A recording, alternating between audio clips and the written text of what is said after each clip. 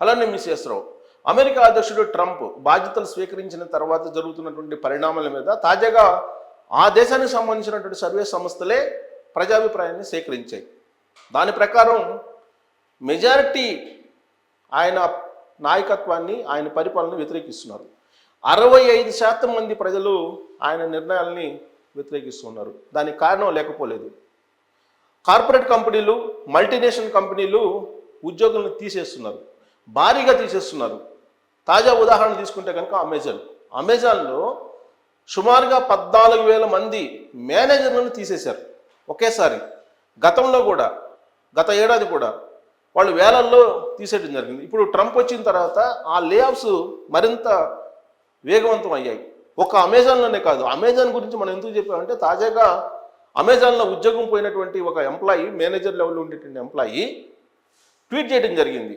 Amazon 14,000 మందిని ఒకే రోజు మేనేజర్స్ని తీసేసింది అని చెప్పి ట్వీట్ చేస్తూ ఒక ట్వీట్ చేయడం జరిగింది, ఆయన రాయడం జరిగింది ఎక్స్లో. అలాగే మల్టీనేషనల్ కంపెనీస్, మైక్రోసాఫ్ట్ కానీ లేదా అలన్ మస్క్ సంబంధించినటువంటి ట్విట్టర్లో కానీ ఇలాంటి పేరెన్నిక కన్నటువంటి సంస్థలు, ఎన్విడియా కానీ దాదాపుగా అన్ని కంపెనీల్లో కొన్ని లక్షల మందిని తొలగించేశారు. ఫ్రెష్ రిక్రూట్మెంట్స్ లేవు. మిడిల్లో ఉండేటువంటి ఎంప్లాయీస్ని మాత్రమే వాళ్ళు నమ్ముకుంటున్నారు, వాళ్ళ చేతనే పనులు చేయించుకునేటువంటి పరిస్థితికి వచ్చింది. ఇప్పుడు ట్రంప్ వచ్చిన తర్వాత తీసుకుంటున్నటువంటి నిర్ణయాల్లో ప్రధానంగా ఇమ్మిగ్రేషన్. ఆ ఇమ్మిగ్రేషన్ పాలసీని రోజుకు ఒక రకంగా ఆయన మాట్లాడుతున్నారు, రోజుకు ఒక రకంగా అనౌన్స్ చేస్తున్నారు. తాజాగా అయితే డిపెండెంట్స్ని కూడా మేము ఉంచము అమెరికాలో, వాళ్ళని కూడా పంపించేస్తామని చెప్పి అంటున్నారు. నిన్నగాక మొన్న గ్రీన్ కార్డు ఉన్నప్పటికీ కూడా వాళ్ళేమి పౌరసత్వం కలిగి ఉన్నట్టు కాదు అని చెప్పేసి జేడీ వాన్స్, అమెరికా ఉపాధ్యక్షుడు అన్నారు. ఇవన్నీ కూడా అమెరికాలో ఉండేటువంటి వాళ్ళు, ప్రత్యేకించి వివిధ దేశాల నుంచి వలస వెళ్ళి ఉపాధి పొందుతున్నటువంటి వాళ్ళు ఆందోళన చెందేలాగా కనిపిస్తూ ఉన్నాయి. ఇవన్నీ కూడా యూనివర్సిటీలు అక్కడ ఖాళీ అయిపోతున్నాయి. యూనివర్సిటీలో అడ్మిషన్స్కి కూడా వెళ్ళేటువంటి వాళ్ళు లేరు. ఇప్పుడు యూనివర్సిటీలు గగ్గోలు పెడుతూ ఉన్నాయి. విదేశాల నుంచి ఎవరు అమెరికా వచ్చి చదువుకోవడానికి ఇష్టపడలేదు. కారణం ఏంది? గతంలో అమెరికా వెళ్ళి అమెరికా యూనివర్సిటీలో చదువుకొని అక్కడి నుంచి క్యాంపస్ రిక్రూట్మెంట్స్ చేస్తే అక్కడే ఉపాధి అవకాశాలు పొంది అక్కడే H1B వీసాను సంపాదించుకొని అక్కడే స్థిరపడేటువంటి వాళ్ళు. వన్స్ H1B వీసా వస్తే ఇక స్థిరపడినట్టు అమెరికాలో ఇక తిరుగులేదని చెప్పి ఒక భావన ఉండేది. ఇప్పుడు గ్రీన్ కార్డు ఉన్నా కానీ అక్కడ పౌరసత్వం ఇవ్వము, అక్కడ పౌరులుగా మేము గుర్తించము అనేటువంటి పరిస్థితికి వచ్చిన తర్వాత ఒక అనిశ్చితమైనటువంటి వాతావరణం ఏర్పడింది. అది ఒక ఉద్యోగ రంగంలోనే కాదు, పారిశ్రామిక రంగంలో అన్ని చోట్ల ఏర్పడింది. ఈవెన్ ఫెడరల్ ప్రభుత్వంగా చెప్పుకునేటువంటి అమెరికా ప్రభుత్వంలో పనిచేసేటువంటి ఉద్యోగులు కూడా అభద్రతా భావంతో ఉన్నారు. డోజ్ అనేది డిపార్ట్మెంట్ ఆఫ్ ఎఫిషియన్సీ అనేది ఒకదాన్ని పెట్టారు. ఆ డోజ్ యొక్క విధి ఏంటి? ఉద్యోగుల్ని తీసేయటం, వీళ్ళంతవరకు ఉద్యోగుల్ని ఇంటికి పంపించేసేయటం, విఆర్ఎస్కి ఇచ్చేసి విఆర్ఎస్ ద్వారా వాళ్ళని పంపించేయటం.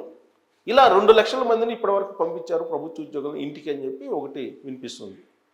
ప్రభుత్వమే పంపిస్తున్నప్పుడు మనం పంపించడంలో తప్పే ఉందని చెప్పి ప్రైవేట్ కంపెనీలు పోటీపడి ఉద్యోగులను తీసేస్తున్నాయి. దీనికి కారణం ఏంటి? ట్రంప్ తీసుకున్న నిర్ణయాల కారణంగా స్టాక్ మార్కెట్ దారుణంగా పడిపోయింది. స్టాక్ మార్కెట్ పడిపోవడం అంటే కంపెనీల వాల్యూ తగ్గిపోతుంది. కంపెనీలకు ఉండేటువంటి షేర్ వాల్యూ తగ్గిపోయినప్పుడు లాభాలు రాకపోగా నష్టాలు పాలయ్యేటువంటి అవకాశం ఉంది. మరి నష్టాలను చవి చూసినప్పుడు ఏ కంపెనీ యాజమాన్యం అయినా ఏం చేస్తుంది? సంపాదించుకోవడానికి అవకాశం లేనప్పుడు ఖర్చులను తగ్గించుకుంటుంది. అదే చేస్తూ ఉన్నాయి పెద్ద కంపెనీలు కూడా. వాళ్ళు ఖర్చులు తగ్గించుకున్నటువంటి క్రమంలో హై శాలరీ ఉన్నటువంటి వాళ్ళు, మేనేజర్ క్యాడర్లో ఉండేటువంటి వాళ్ళు వాళ్ళని తొలగిస్తున్నారు. దానికి కారణం లేకపోలేదు, ఆర్టిఫిషియల్ ఇంటెలిజెన్స్ వచ్చింది. ఆర్టిఫిషియల్ ఇంటెలిజెన్స్ వచ్చిన తర్వాత మేనేజరికల్ లెవెల్లో పనిచేసేటువంటి పనులన్నింటినీ కూడా ఆర్టిఫిషియల్ ఇంటెలిజెన్స్ ఈజీగా చేసేస్తుంది. ఒక 1000 మంది చేయాల్సినటువంటి పని ఆర్టిఫిషియల్ ఇంటెలిజెన్స్ ఒక్కరితో చేస్తున్నారు. ఈ క్రమంలో పై స్థాయిలో, పై లేయర్లో ఉండేటువంటి హై శాలరీస్ తీసుకునేటువంటి వాళ్ళు అవసరం లేదు అనేటువంటి పరిస్థితికి కంపెనీలు వచ్చేసాయి. దాంతో వాళ్ళని ఇంటికి పంపిస్తున్నారు. ఇప్పుడు అలాంటి పరిస్థితి అమెజాన్లో నెలకొంది.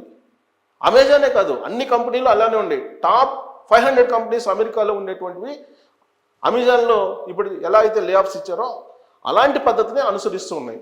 అక్కడ ప్రారంభమైనటువంటి లే ఆఫ్స్ భారతదేశానికి కూడా వచ్చినాయి. భారతదేశంలో కూడా టెక్ మహేంద్ర కానీ, క్యాప్జెమినీ కానీ, ఇన్ఫోసిస్ కానీ, హెచ్సిఎల్ కానీ, లాస్ట్కి టీసీఎస్ కూడా లే ఆఫ్స్ని ఇచ్చేస్తుంది, లే ఆఫ్స్ ప్రకటించేస్తుంది, ఉద్యోగులు తీసేస్తుంది. బట్ ఈ సంవత్సరం అయితే కొంత ఫ్రెషర్స్కి మేము అవకాశం ఇస్తాం అంటున్నారు, కానీ అదొక ఆశాజనకమైన అంశం. బట్ హై శాలరీ ఉండేటువంటి వాళ్ళు మాత్రం టార్గెట్ చేసి, హై శాలరీ ఉండేటువంటి వాళ్ళు ఎంత అభద్రతా భావంతో ఉన్నారంటే, నాకు 2 రోజుల క్రితం మా బంధువే ఒక అతను మేనేజర్ పోస్ట్లో ఉన్నారు ఒక ప్రముఖ కంపెనీలో. ప్రస్తుతానికైతే బాగుంది, రేపు ఎలా ఉంటుందో తెలియనటువంటి పరిస్థితి అని చెప్పి నాకు తన అభిప్రాయాన్ని షేర్ చేసుకున్నాడు. అంటే ఇలాంటి పరిస్థితి మొత్తం ఐటీ రంగంలో ఉంది. దీనికి కారణం ఏంటంటే ట్రంప్ తీసుకున్నటువంటి గుడ్డి నిర్ణయాలు, అనాలోచిత నిర్ణయాలు అని చెప్పేసి మేధావులందరూ కూడా ఇప్పుడు ఆయన పాలనను వ్యతిరేకిస్తున్నారు. దానికి తగిన విధంగానే తాజాగా జరిగినటువంటి సర్వే ఫలితాలు కూడా ఉన్నాయి. మరి అమెజాన్లో తీసేసినటువంటి మేనేజర్ యొక్క మనోభావం, ఆయన యొక్క అభిప్రాయం ఏంటి, ఎక్స్లో ఏ విధంగా షేర్ చేస్తున్నారంటే చూడండి. ఇది ఇతను Akshat Srivastava, Amazon just fired 14,000 managers, 14,000 మందిని ఇప్పుడే తొలగించారని చెప్పి ఆయన చేశాడు. Out of it's 3,50,000 corporate employees, మొత్తం 3,50,000 మంది ఎంప్లాయీస్ ఉంటే ఆ కంపెనీలో, అమెజాన్లో, అంటే మేనేజర్స్ అనుకుంటా, సో మేనేజర్ లెవెల్లో. సో 14,000 మందిని ఒకేసారి తీసేసింది, ఒకేసారి జస్ట్ 1 డేలో తీసేసింది. యాజ్ ఆఫ్ ఎర్లీ అంటే 2025 early, Amazon has surpassed 1,000 billion in cash reserves for the first time in its history. This is crazy wealth. ఆ కంపెనీ ఏమో వెల్దీగానే ఉంది, కానీ ఎంప్లాయీస్ని తీసేస్తుంది. If they invest in bonds with this at 5%, they would make 5 billion in wealth. So bonds కొనుక్కుంటే కనుక ఈ డబ్బులతో, వీళ్ళు తీసేసిన డబ్బులతోటి ఇంత మిగులుతుందనే ఉద్దేశంతో అది రాసినట్టున్నాడు. They could potentially pay $3,500 to each fired employees, let them keep their jobs and still maintain that 100 billion cash reserves. So అది హెల్దీగా ఉంది, ఎంప్లాయీస్ని కాపాడుకోగలదు, కానీ తీసేస్తుంది.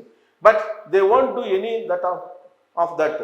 అంటే దాని పొటెన్షియల్ ఉంది, ఎంప్లాయీస్ని కాపాడుకోవచ్చు, కానీ దానికి ఇష్టపడలేదు ఆ కంపెనీ అంటుంది. In fact they would get tax breaks from the governments across the world. Why? Because we live in a brutal world. Every person has to fend for themselves. At least the US has some social security in return for taxes. So America better అనుకున్నాం, కానీ అక్కడే ఇలా జరుగుతుందండి. In India, if you lose your job with Amazon or the likes, you have no social security. అమెరికాలో అన్నా కొంతవరకు ఉంటుంది, ఇండియాలో అది కూడా ఉండదు అని చెప్తున్నారు వన్స్ జాబ్ పోయిన తర్వాత. If for some reason you can't find a job for 5 years, you could come on road. So కొన్ని సందర్భాల్లో కనీసం 5 years కూడా జాబ్ పొందలేవు, 5 సంవత్సరాల పాటు రోడ్లో ఉండాల్సింది. So if you see a fellow Indian building wealth, moving abroad, saving taxes, being selfish to survive, is she doing nothing wrong. No one is there to save you. So ఇక్కడ ఎవరు save చేయలేరు బాబు ఇప్పుడు ఉన్నటువంటి పరిస్థితుల్లో, America లాంటి దేశాలకు వచ్చినా కానీ. కాబట్టి ఇది సిట్యువేషన్ అని చెప్పి ఆయన తన మనోభావాన్ని ఆ 14 మందిని తీసేసిన తర్వాత వ్యక్తం చేస్తూ చెప్పాడు. బహుశా ఐటీ రంగంలో అన్ని కంపెనీల్లో ఇలాంటి పరిస్థితే ఉంది అని చెప్పి మనం భావించవచ్చు. Thank you.